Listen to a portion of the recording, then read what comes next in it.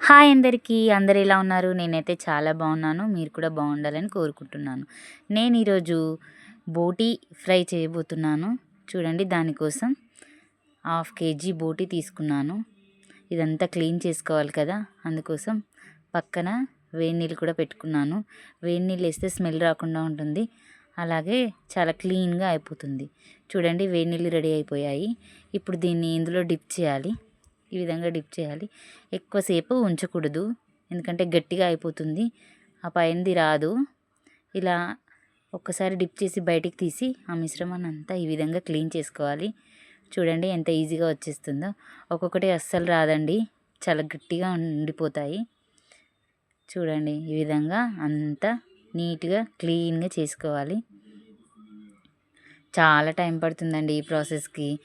Curry అవ్వడమేమో కానీ ఈ క్లీనింగ్కి, కట్టింగ్కి చాలా టైం పడుతుంది. చూడండి, ఈ విధంగా అంతా క్లీన్ చేసుకోవాలి. చూడండి ఎంత నీట్గా అయిపోయిందో.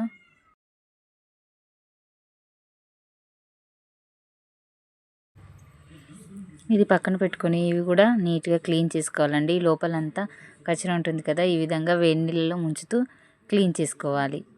ఇవన్నీ మొత్తం క్లీన్ చేసుకొని పక్కన పెట్టుకొని ఇప్పుడు కట్ చేసుకోవాలి.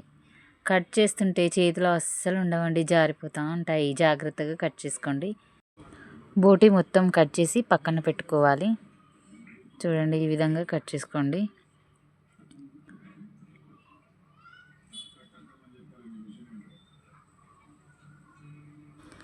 ఈ విధంగా కట్ చేసుకున్న తర్వాత మరొకసారి వేడి నీళ్ళు పోసుకొని క్లీన్గా కడిగి పక్కన పెట్టుకోవాలి. ఇప్పుడు దీంట్లోకి 4 మీడియం సైజ్ ఆనియన్స్, 5 పచ్చిమిర్చి తీసుకున్నాను. వీటిని కట్ చేసి పక్కన పెట్టుకోవాలి. స్టవ్ పైన కడాయి పెట్టుకొని 2 టేబుల్ స్పూన్ల ఆయిల్ వేసుకొని ఆయిల్ హీట్ అయ్యాక పచ్చిమిర్చి, ఆనియన్ వేసి బాగా ఫ్రై అవ్వనివ్వాలి. చూడండి, ఆయిల్ వేసుకున్నాను.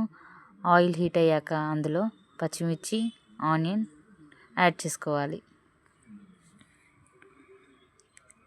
పచ్చిమిర్చి, ఆనియన్ బాగా ఫ్రై అయ్యాక అందులో కొంచెం పసుపు, ఫ్రై అయ్యాక అందులో కొంచెం అల్లం వెల్లుల్లి పేస్ట్ వేసి పచ్చివాసన పోయేంత వరకు వేయించుకోవాలి. అందులో కొంచెం పుదీనా వేసుకొని కలుపుకొని ఇప్పుడు బోటీ వేసుకోవాలి. బోటీ వేసుకొని అందులో రుచికి తగినంత ఉప్పు వేసుకొని బాగా కలుపుకోవాలి. చూడండి, ఈ విధంగా కలుపుకొని మూత పెట్టి మీడియం ఫ్లేమ్లో మగ్గనివ్వాలి. 2 నిమిషాల తర్వాత మూత తీసి చూస్తే చూడండి ఎలా వచ్చేసాయో వాటర్